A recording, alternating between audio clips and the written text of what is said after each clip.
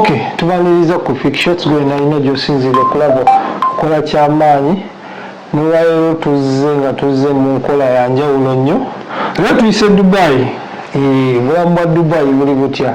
Tuna mwana muwala ono Aisha abeera Dubai ebbanga ddene nnyo. Tewali ky'omubuuza Dubai kyatamanyi, street zonna azimanyi, amaduuka gonna agamanyi, kwegamba buli kimu akitegeera. Nyoga okujjukiza nti pulogulaamu eno eteekawamu ssente Margarita Juice and Coffee, awo bategeera juice atutte support accessories awo amasimu zivuga auto spare parts awo wa spare wali wakiseka. Aisha tusanyusa okulaba. Yasanyusa okubala. Nojja kwongera ku ddoboozi. Tinange yasanyusa okubalaba. Obulamu buli butya? Kulikayo Dubai? Avaayo mulamu si bubi. Mutambula bulungi? Alhamdulillah. Mutambula nga bw'obala? Si bwe nabubala naye alhamdulillah. Owa Uganda kyekyo? Uganda eyo kyamu. Waliwo omuntu omu yangamba Uganda tebali serious. Ate Uganda twali tubaddeko serious. Tubeera mu muzannyo. Uganda bali serious. How? Tulaba okulonda kubeerayo. Kyogamba ensembera tezironda. Yandi atulaga tuli serious tulina democracy. Ate democracy yammwe enfu ekisooka. Kati nga gwe atambuddeko yagigeraageranya ziri ensi yaffe tukuza nkulu. Kati otuusa kugeraganya Uganda n'ensi endala. Ensi endala za njawuloko. Uganda eri bubi nnyo. Ekisooka emirimu gya Uganda naawe ogiraba. Singa Uganda tuli bulungi twabadde nga tutambula ate nga tugenda mu nsi endala kunoonya ekyotulya naye noyinza ogamba muno kantambuleko nkyuse ku bulamu. Tekuba kukyusa ku bulamu. Teri muntu ava mu nsi yemu lwakuba agenza ekyusa ku bulamu ate ng'ali bulungi. Avaawo ng'ali mubi. Kati ng'agamba kati ekyokubeera wano mbeerewo kangende eri nkyuse ku bulamu naye nga obunaatambula. Kyogamba gwe okuva wano ogende Dubai obulamu tebwali bulungi. N'akamu. Bwali bubi. Obulamu bwa Uganda tulaba buli omu abumanyi. Si bulungi, abamu bagamba bulungi, abamu bagamba kola ssente weeyagale, abamu bagamba tewali wasinga Uganda kunyuma. Kuba buli omu akiraba lwe. Ne Aisha. Yes. Obadde Dubai. Dubai eri etya? Anyway, ne Dubai si yenyangu nga bwe tugirowooza naye. Embeera eri feya. Kozi ogenda ng'olowooza kirala oba ng'osuubira kirala ate n'osanga ekirala. N'osanga byanjawulo nnyo. Totally different. Balimanyi ovaano nga bagambye omulimu weguli. Obudde businga abantu betutambula nabo ntasobola okwesiba n'agamba Aisha jangu Dubai waliyo omulimu. N'okata obusente bw'obutono bw'obadde olina n'ogamba kaninye ngende Dubai bangaye waliyo ki? Omulimu. Waliyo omulimu. Ogenda tuuka Dubai nga n'omulimu tekuukoze eki? Tewali mulimu. Era ng'olina otandika obulamu bw'okuyirira kunoonya mirimu naye yuko wali yakututte bakugamba waliyo ki? Waliwo omulimu agenda kutuusa nakugamba kati olaba nakutwala mu bed spaces zemuwulira nagamba ojja kubanga weebaka wano naye tolina ssente naye katasooka nakugambirawo mbw'ogenda sasula. Gwegenda omanyi nti ngenze ngenda kuukira ku mulimu oba leero ngenze some of us tugenda weero nga we are ignorant okitegeera so ng'omanyi omuntu antutte leero ngenze era ogenda ng'okoze ne plan okitegeera naye kati ngenze era bwenaatuuka neneebaka enkya akeera nantwalawa ku mulimu nosobola okutuuka Dubai nomala n'emyezi 5 nga tonafuna mulimu. Kati ng'olwokola ki? Ng'oli mu bulamu obwo kyobola abaana osinga abeera Dubai na pretending nga is okay kyobola ogenda e Dubai okuyunion awo osanga Bannayuganda nga bangi manyi lwaki naye yagenda okujja Dubai nga lowooza emirimu gikoze ate budde businga omuntu oyo yennyini akuleese naye atuuka essaawa n'omulemerera jjukira omulimu togufuna.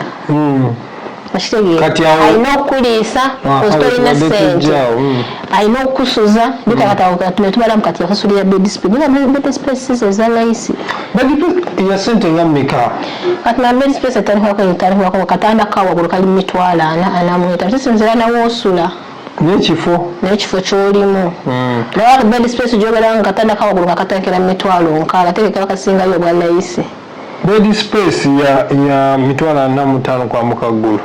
Kisinzira ekifo kyolimu kyosulamu kiri kitya. Naye okimanyi nti wano Kampala tulina bed space. Ewa. Mwegize mu ghetto ya 10 3. Opangisa lunako bed space omulogi. Bali bwe bapangisa kiro. Gwegenda okwebakamu bed space. Yana bagita bed space. Ogenda okwebakamu ekiro ekyo nga bali 13. Osangamu amasuuka toyi yakusasula amazzi ekiro byakusasula gwototo. Kati ekiruyi ky'Dubai nga bed space. Kusasula mwezi. Ngabola otusasula rent ya Uganda. Okay. Watobanga apangisiza ennyumba nayo opangisa katanda. Katanda ngoba kuwa amazzi babe sasulira amazzi basasulira amasannyalaze just kubeera katanda naye ebyokulya bibeera kuggwe. Gwe yegulira ebyokulya. Nate tulabamu mu Uganda Dubai amugeze n'amatooke gammwe n'akawunga. N'ebyennyanja ebikalu. Nanti kati almost times omuntu agenda ogera Dubai n'agenda n'ebyo ebintu. Sometimes kati ebintu byakyukamu naye ffe kati wetwagenderamu ebyo ebiseera ogenda tomanyi. N'okwata bbaga yo ku laptop bag n'olinya ennyonyi. N'olumba Dubai. Olina Dubai ng'omanyi enkeera okeerawa ku mulimu. N'omala emyezi gy'ongenda mu bed space. Takana kubira biwa nati wava balaga kati ngenze kukola mbasindikira sente. Kati wotandisa okukubira. Bakuweereze. Ate tosala sente ziri wansi wa mitwalo 2. Ate zikuyamba emitwalo 10.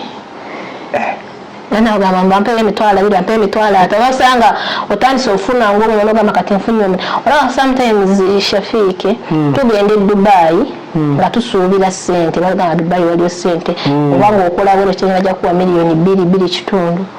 Otugeseera endera negana ate ng'olina okudda mu kiyumba. Okole mwebano bakadama. Semera wanga eganyidde ddala eganyira naye sidda mu kiyumba. Osanga bakazi nga omwana ali mu bed space nga bamuwasa naye takatala kumala koze nga mayiwe nani bwe bakana omusajja nambasa ajja kuleeta ekyokulya asasula akatanda obulamu butambuli okaya kulanga ali Dubai asiringa ku TikTok n'ogamba hawa mwana yafuna sente. Kumbe bamuwasa. Abana abawasa buli lunaku kati mu bed space ebanga lodge nsigana kakoze bibya byasinga n'okuntame Dubai.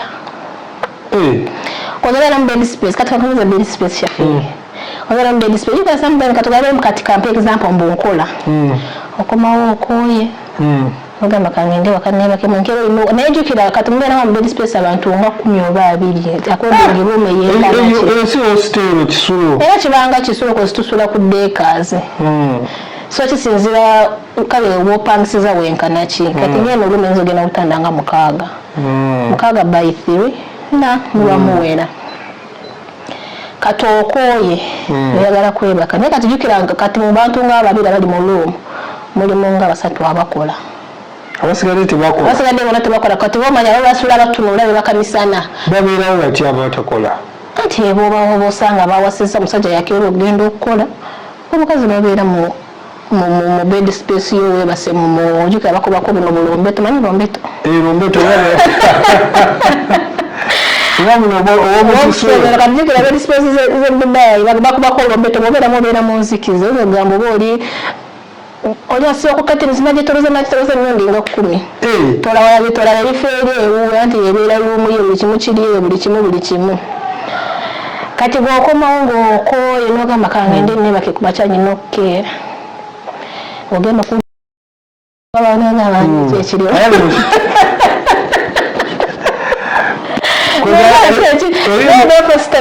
experience general abantu kali nali simanyi mbu leke ebintu nabira biri Dubai omuntu nayinya bato bulidi ne bawe ne bakola bye bakola ne bavayo ne bambara to ne bagenda ne banaba ne bakoma oba ne mbuyanga mutudde nga munyumya bali nga bali eri bali busy bakuba endulu ne mutu bane sana mbatera ko radio ne mbatera ku mitweto nga babawuganira misana tukutuku kyokka baavaana Uganda nga bageze kukola kati yewe wabeera mugamba agenze Uganda agenze kukola nola omwana otekanoganga nange nyala kubeera nga balista timu naye tomanyi byayitamu nomala beera nebagamba nane nyala kubeera nga balista timu nyagala kubeera nono omusajja ono yale yeyita Mr. Abroad naye abeera mu bed space embeera ng'emunyiga lulwe bonna wajjada trophy awe bonna betulaba era kubawo kati ye abeera ono yenagamba akatetekanye embeera musajja asigala musajja naye kati abakazi batuwasanye Dubai because tolina kyakulya era buli wabula kyokulya n'obula woosula ekiddako okufuna musajja akola ki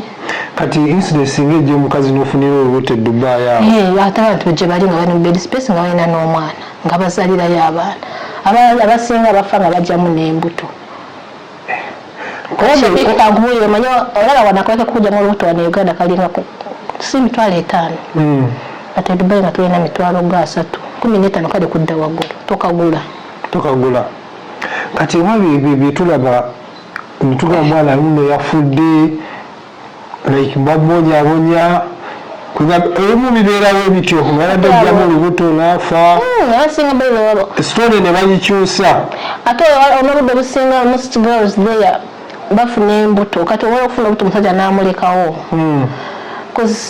kaze oshafika obeera ku kyeyo kaya bavuka ng'agamba nze banange ndudde nawaliwo yatayisa lunaku nga lunaku ayingiza mubeera mu bed space nga lunaku ayingizaamu omupya ntebeera nga luumu ye mukanya kulaba buli wajja ng'alina gwayingiza ku makya aleeta mulala bisanga aleeta omulala ng'aleeta bannayuganda kati balamwayo nanka nga waliwo gwatisaawo olubuto onamugamba otya mbu kyogera kituufu manzi awulira obubi simanyi